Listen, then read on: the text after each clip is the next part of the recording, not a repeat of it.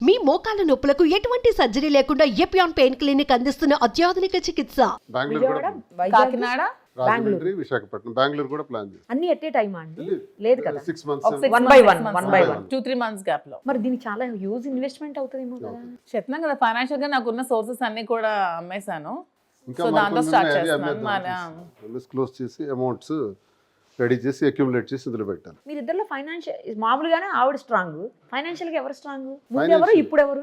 నేనైతే ఫైనాన్షియల్ గా చాలా పెద్ద వ్యాపారమే గ్రానైట్లో చేశాను. చాలా పెద్ద వ్యాపారాలు చేశాను కానీ అవన్నీ ఖర్చు పెట్టేశాను. అన్నీ కూడా చాలా వరకు ఎన్ని ఎన్నికలు, 5 ఎన్నికలు, 25 సంవత్సరాలు, 5 సార్లు కూడా ఓడిపోవటం. 3000 ఎంపీగా దగ్గరగా 3,100 ఓడిపోయింది.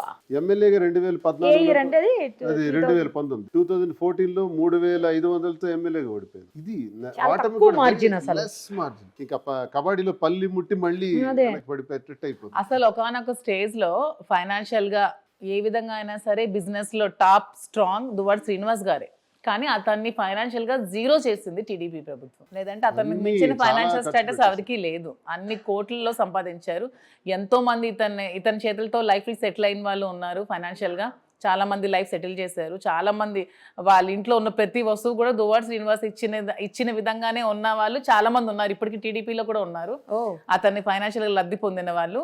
సో ఫైనాన్షియల్ గా ఒక పైకి ఒక రేంజ్ కి వెళ్ళి ఈ పాలిటిక్స్ లోని మొత్తం కోల్పోయి మళ్ళీ జీరో స్టేజ్ కి వచ్చారు. ప్రజలకు ఖర్చు పెట్టేసింది ఎక్కువ, పబ్లిక్ లో ఖర్చు పెట్టేసింది ఎక్కువ. అంటే మీ సామాన్యంగా ఆలోచిస్తే తెలుస్తుంది. ఒక 25 సంవత్సరాలు 5 ఎలక్షన్స్ ఎంత అంతేలేండి, చాలా అవుతుంది కదా. గెలిచుంటే ఏమన్నా కొంచెం కోపప్ చేసుకోవడానికి ఉంటది కానీ చేసుకోవడానికి కూడా ఇతని దగ్గర ఇంకేం ఉండదు. మరి 4 years అధికారం ఉంది, ఏముంది? ఏమీ లేదు. మిగతా వాళ్ళంతా చాలా సంపాదించుకున్నారు. నాకు ఒక ఆలోచన ఉంటుంది, ఇప్పుడు కరప్షన్ చేయకూడదని నేను స్ట్రాంగ్. ఇంకే విధంగా సోర్స్ అతను తెచ్చుకుంటారు? బిజినెస్ పరంగానే సంపాదించాలి తప్పితే ఎలక్షన్ లో ఇంకా రాజకీయంగా మంచిగా రన్ అవుతాయి కదా. అప్పుడు బిజినెస్ లో మంచిగా రన్ అయ్యే వాళ్ళు ఎప్పుడు కూడా కోట్లలో ఉండరు, మామూలుగా ఉంటారు. ఎవరైతే అడ్డదారులు దొక్కుతారో వాళ్ళే ఎక్కువ కోట్లలో ఉంటారు.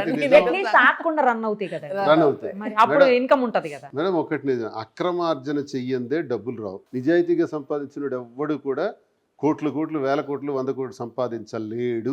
వ్యాపారిగా చెప్తున్నాను, రాజకీయ నాయకుడిగా చెప్తున్నాను. రాజకీయాల్లో ఉండేవాళ్ళు సంపాదించి చూడొచ్చు గాక, నేను మాత్రం అలా సంపాదించుకోవాలనుకోలేదు.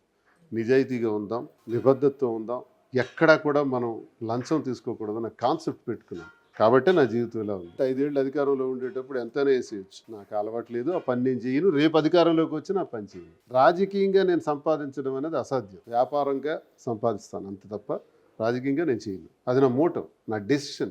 జగన్ గారితో రిలేషన్స్ బాగానే ఉన్నాయండి సార్తో. నాకు వైఎస్ఆర్ నుంచి నేను రాజకీయాలు, విద్యార్థి రాజకీయాల్లోనే సార్తో ఉండేవాడిని. రాజశేఖర్ ఇష్యూస్ తోటి ఏమన్నా డిస్టర్బెన్స్?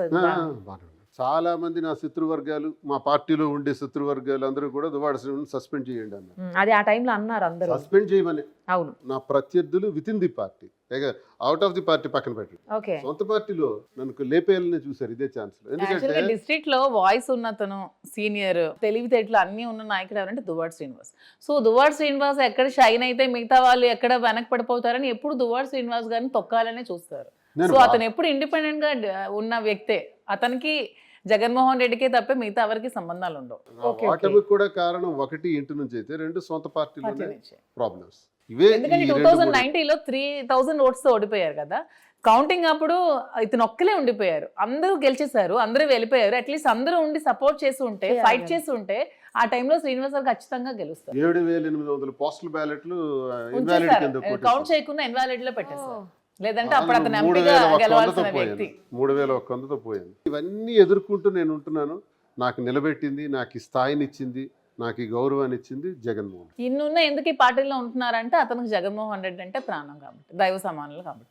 అతని కోసం ఎలా అయినా ఉంటారు. అది టికెట్ వచ్చినా రాకపోయినా, తనకి ఏమున్నా లేకపోయినా జగన్మోహన్ రెడ్డి గారి కోసం పనిచేస్తూనే ఉంటారు. రాజశేఖర రెడ్డి గారు ఒకప్పుడు నేను జిల్లా పరిషత్ వైస్ చైర్మన్ చేశారు. నా జిల్లాకు పరిచయం చేసింది నా పేరు పెట్టి రాజశేఖర రెడ్డి గారు. దువ్వాడ శ్రీనివాస్ అన్నారు, ఇన్ఛార్జిని చేశారు, జిల్లా పరిషత్ వైస్ చైర్మన్ చేశారు. ఈయన నన్ను ఎమ్మెల్సీని చేశాడు. జగన్మోహన్ రెడ్డి నా జీవితంలో నేను ఇప్పుడు మర్చిపోయాను. నాకు రక్త సంబంధం ఉందో లేదో నాకు తెలియదు, కానీ ఆ భగవంతుడు ఎలాగని నాకు అతనిది రుణానుబంధమే. అలాగే నన్ను చూశాడు ఆయన. నా జీవితంలో ఆయన ఎప్పుడు రక్షణ కవచంలో ఆయనకు ఉంటాను అంతే. ఈ రాజకీయాలు గెలవచ్చు, ఓడిపోవచ్చు, ఏమైనా అయిపోవచ్చు. నెక్స్ట్ ఎలక్షన్ లో మరి మీకు సీట్ ఇస్తారని అనుకుంటున్నారా? ఎక్కడికి వెళ్ళిపోతుంది? టక్కల్ అంటే దువ్వాడ శ్రీనివాస్ అంటే టక్కలి. సో టక్కలి సీట్ దువ్వాడ శ్రీనివాస్ దాటి ఎక్కడికి వెళ్ళిపోయేదే లేదు. తగ్గేదేలే. అసలు చూసారా ఎంత అంటే strong గా దువ్వాడ చెప్పారో. శ్రీనివాస్ మించిన నాయకుడు టక్కల్లో ఎవడూ లేడు. ఇది నేను బల్ల కొద్ది మరి చెప్తాను. అది దువ్వాడ శ్రీనివాస్ టక్కలి. ఎలా అయినా సరే దువ్వాడ శ్రీనివాస్ టక్కలి టికెట్ వస్తుంది. ఫ్యామిలీ రీజన్స్ తో అనవసరంగా ఏవో వెళ్ళి చెప్పడం వల్ల కొద్ది రోజులు ఇన్ఛార్జ్ తప్పించారు, అంతకుమించి ఏమీ లేదు. అతని మీద ఇంకేం ఎలిగేషన్స్ ఏమైనా ఉన్నాయా? లేవు కదా. టెక్కల్లో ఎవరికి అడిగినా సరే ప్రజల్లోకి వెళ్తే దువ్వాడ శ్రీనివాస్ అంటేనే తెలుస్తుంది. ఇంకే పేరు చెప్పినా సరే ప్రజల్లో ఎవరికి కూడా తెలియదు. సో టెక్కల్ అంటే దువ్వాడ శ్రీనివాస్ అంటే టెక్కల్. ఎంత స్ట్రాంగ్ గా చెప్పారు చూసారా? మీరు కూడా చెప్పాలి అంత స్ట్రాంగ్ గా. చెప్పాను కదా, అదే ఎలా అయినా అంత స్ట్రాంగ్ డెసిషన్ ఆమె తీసుకుంది. ఈ వ్యాపారాలు ఇవన్నీ చేయటానికి కూడా కారణం అదే. మళ్ళీ మనం గెలవాలి, మళ్ళీ స్ట్రాంగ్ గా ఉండాలి కదా. ఎక్కడైతే మనల్ని కొట్టారో అక్కడే మనం నిల్చొని అన్ని అస్త్రశస్త్రాలు సమకూర్చుకోవాలి. అందుకే అందులో ప్రయత్నమే బిజినెస్.